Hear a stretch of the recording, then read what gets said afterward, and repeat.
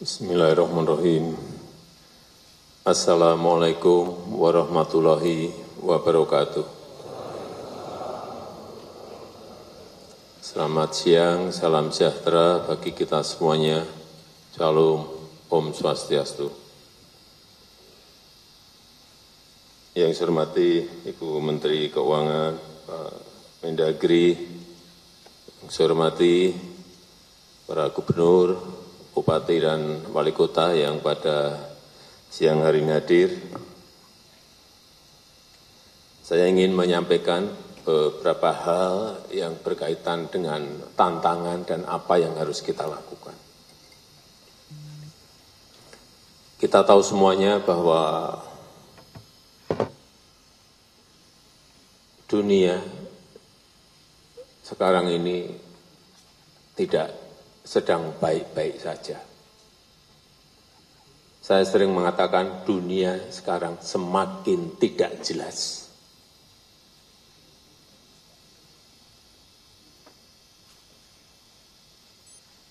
Ketidakpastian ekonomi global yang sulit dihitung. Bu Menteri Keuangan ini jam terbangnya sudah sampai kemana-mana. Tetapi mengkalkulasi, menghitung situasi ekonomi global ini betul-betul sekali tidak gampang dan sering unpredictable.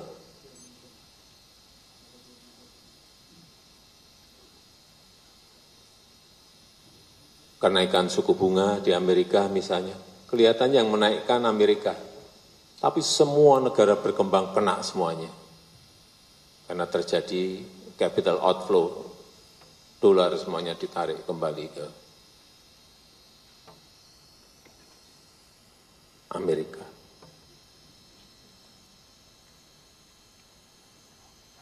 Yang pertama. Yang kedua, perubahan iklim. Dulu perubahan iklim banyak yang, apa, nggak kelihatan barangnya. Sekarang sudah nyata kelihatan. Kekeringan di 7 provinsi dan beberapa negara yang akhirnya menurunkan produksi beras kita. Kita mau tutup dari impor, sekarang tidak semudah dulu mencari beras impor, tidak semudah dulu. 22 negara sudah stop dan mengurangi ekspornya. Karena mereka sendiri juga ingin menyelamatkan rakyatnya. Situasi seperti ini, Bapak Ibu semuanya harus ngerti, harus tahu bahwa dunia tidak sedang baik-baik saja.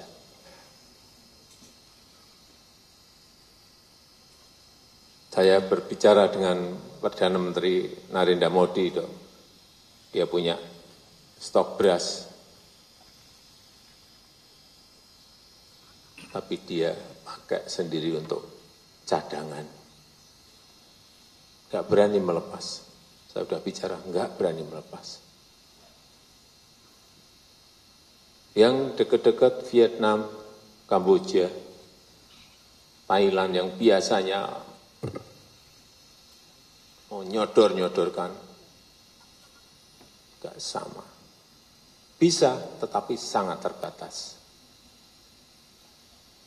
Inilah situasinya.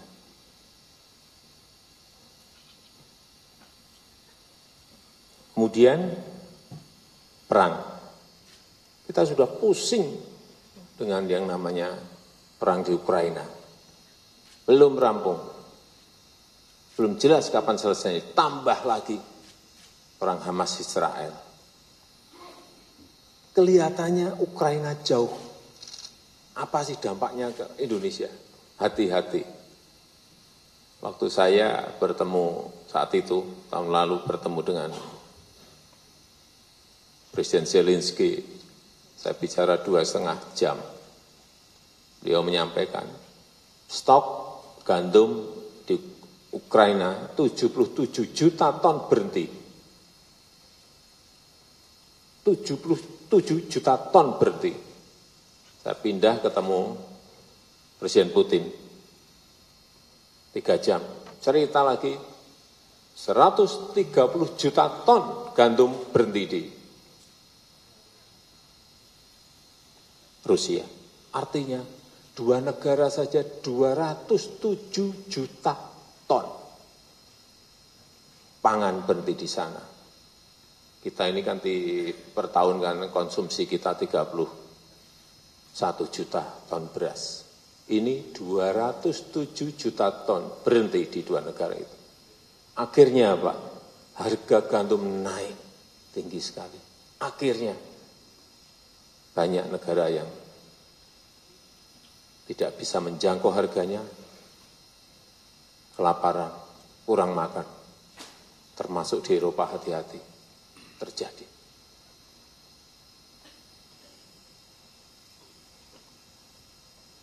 Hal seperti ini yang Bapak, Ibu semuanya harus mengerti dan harus tahu. Ditambah lagi di Gaza, Hamas dan Israel. Kelihatannya perangnya jauh sekali, tapi hati-hati. Kalau perang ini meluas, Hamas Israel ini meluas, melibatkan Hizbullah di Lebanon, melibatkan Syria, Houthi, melibatkan lagi misalnya Iran, semuanya masuk ingin saling bantu-membantu. Yang terjadi adalah kenaikan harga minyak. Ini yang mengakibatkan semua negara akan pusing. Tapi alhamdulillah sampai saat ini kenaikan Brent juga enggak begitu tinggi karena memang eskalasinya tidak meluas, masih di Gaza. Situasi seperti ini yang Bapak Ibu harus tahu, harus ngerti. Sehingga dalam bekerja itu, oh saya harus ke sini, ngerti. Kalau harga BBM naik, artinya apa? Inflasi akan naik. Inflasi naik, artinya harga barang-barang dan jasa juga akan naik. Larinya ke situ.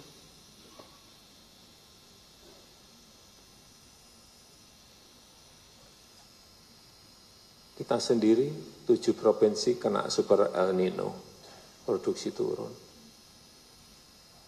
Inilah yang harus semuanya waspada. Dan tidak menganggap situasinya biasa-biasa saja. Hati-hati, saya cek terakhir, beras sudah naik 19,8%.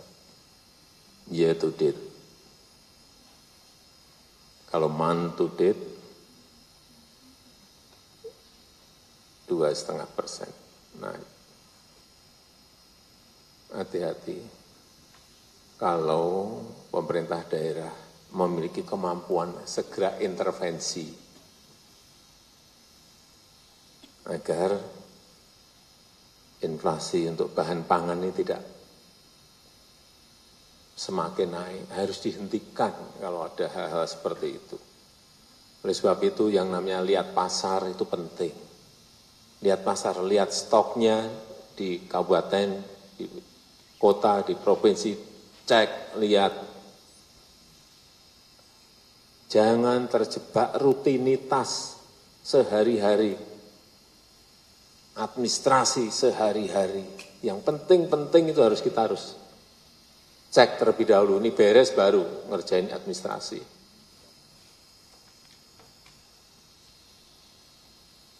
Memang di pasar ada yang naik, ada yang turun, tetapi urusan harga itu tolong betul-betul dikendalikan. Jaga pasokan, pantau harga, turun ke lapangan. Saya cek ini, karena saya selalu punya angka-angka, untuk provinsi inflasinya 1,1% sampai 3,5%. Masih baik. Kabupaten hati-hati, 1,1% sampai 5,2%. Nah, yang sudah sampai 5 sampai 4 ini hati-hati. Kota 1,1 sampai 4,2, yang di atas 4 hati-hati.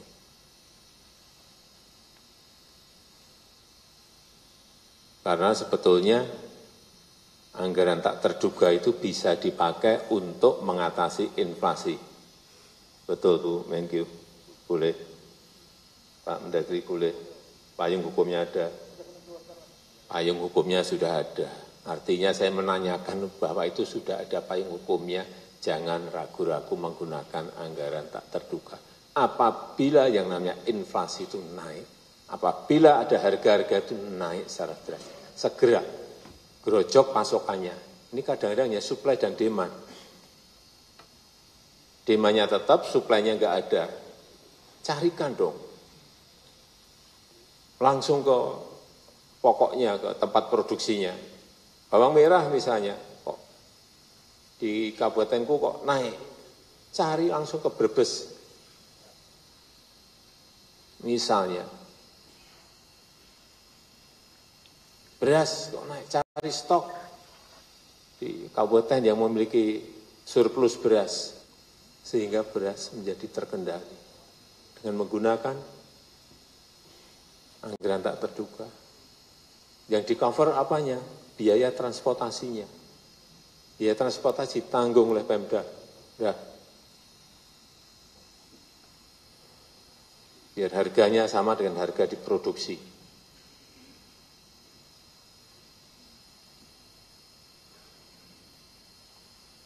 Kenapa saya berbicara seperti ini?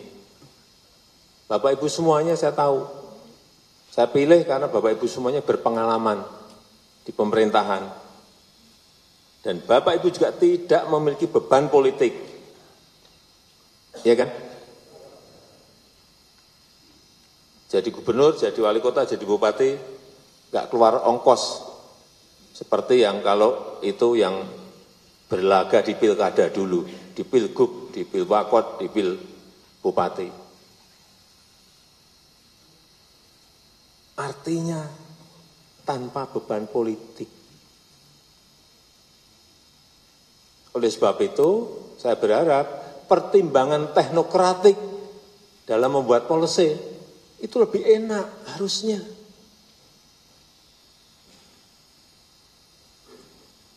Harusnya. Buat terobosan policy harusnya lebih gampang. Harusnya.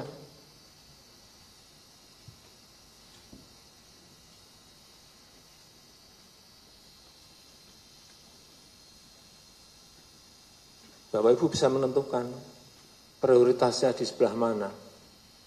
Kerja itu prioritas harus jelas dong. Jangan rutinitas saja. Orientasinya orientasi hasil. Prosedur itu mengikuti, tapi orientasi hasil. Dan lakukan terobosan-terobosan. Kerja fokus saja udah urusan yang penting itu dengan tumbuhan ekonomi, inflasi, itu hal-hal penting yang pokok yang harus kita.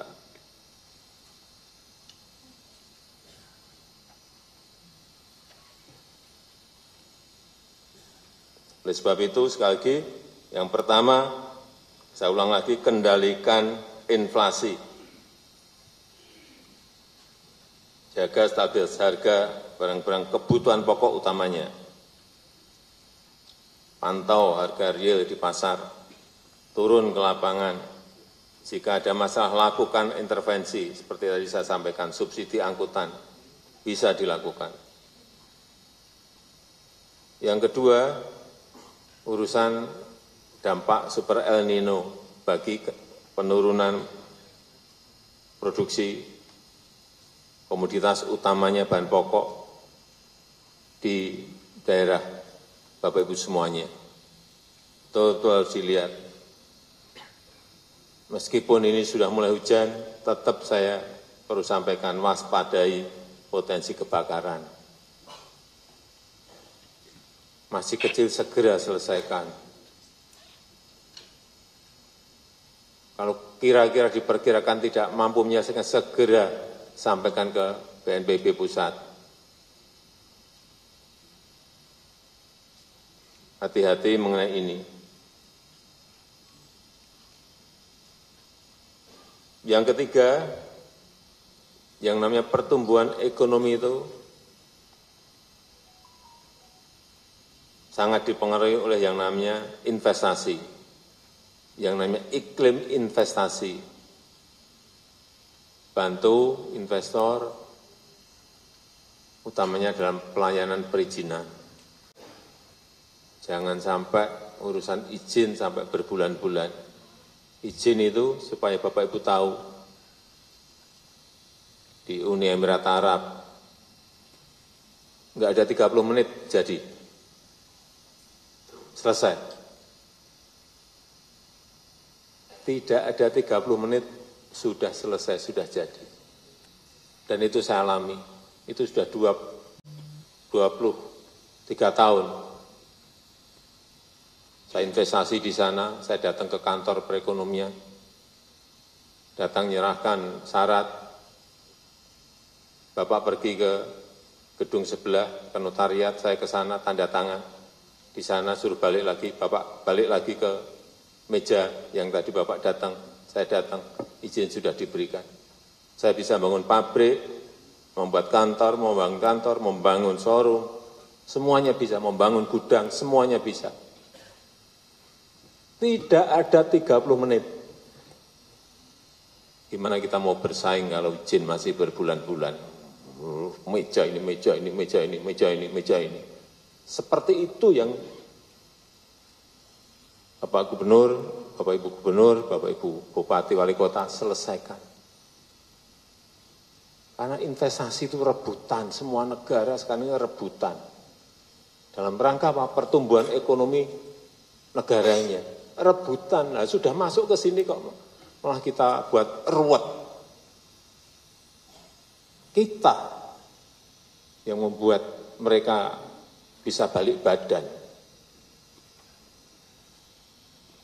Sederhanakan prosedur, fasilitasi, jaga tata kelola. Jangan ada pungutan. Karena ini juga akan membuka lapangan kerja. Kenapa direbutkan semua negara? Karena investasi itu membuka lapangan kerja.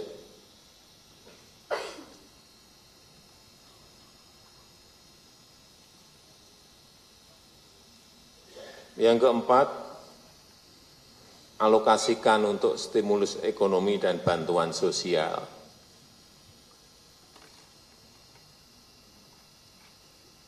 Kalau kondisi seperti ini, harga beras naik, Bapak Ibu semuanya keluarkan yang namanya bantuan sosial. Pasar murah. Seperti sekarang dilakukan oleh pemerintah pusat. Kalau ini pemerintah pusat memberikan bantuan 10 kilo beras per bulan. Sudah di April, Mei, Juni, tambah lagi September, Oktober, November. Dan kita putuskan lagi tambah Desember, sampai Desember 10 kilo 10. Pemerintah pusat memberikan itu. Pemerintah provinsi memberikan, mampunya berapa? 5 kilo, 5 kilo. Pemerintah kabupaten kota memberikan 5 kilo. Rampung. Kalau bareng-bareng seperti itu. Rakyat itu adem.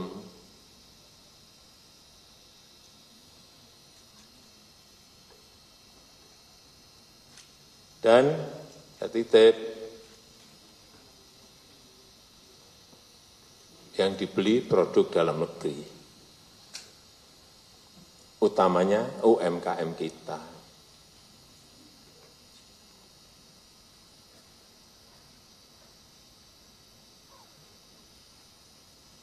Yang kelima,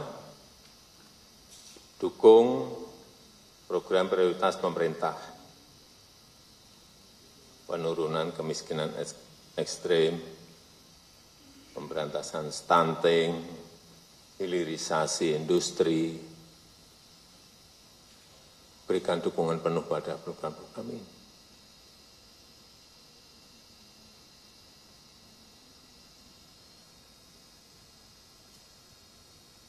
Yang terakhir, yang keenam, masuk ke tahun politik, pemilu. Saya minta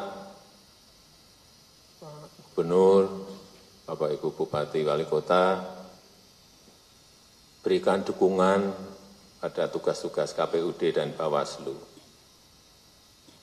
Tapi tidak mengintervensi apapun, membantu.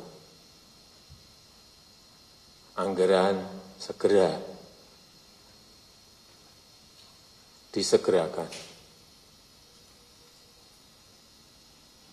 Dan juga saya minta jangan sampai memihak.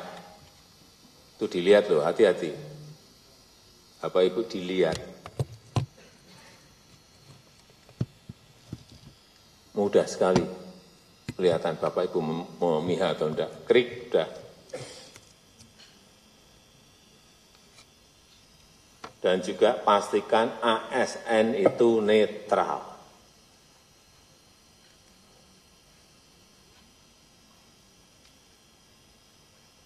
Yang terakhir, menjaga kerukunan di tingkat bawah.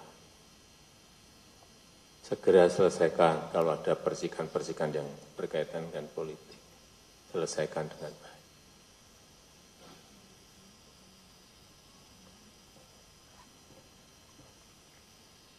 Saya akan terus mengikuti kerja dan tugas Bapak Ibu semuanya. Jika ada masalah segera sampaikan ke Mendagri. Atau kalau kelas berat langsung ke saya. Sehingga kita bisa bantu. Tapi kalau urusan-urusan yang kira-kira bisa diselesaikan sendiri, nggak usah dikit-dikit ke Mendagri, dikit-dikit ke pusat. Selesaikan sendiri. Dan saya merasa Bapak Ibu semuanya mampu menyelesaikan itu.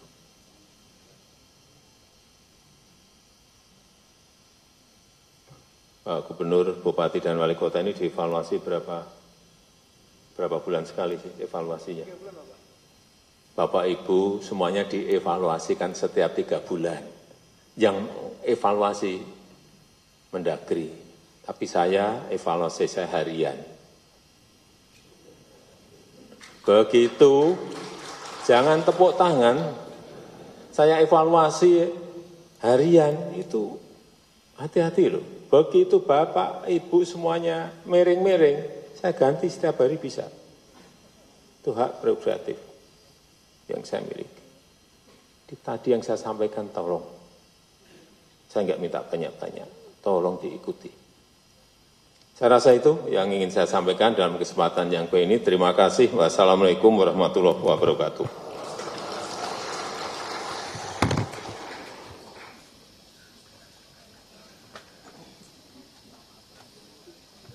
Bapak Ibu hadirin yang berbahagia, sebagai ungkapan rasa syukur kita kepada Tuhan Yang Maha Esa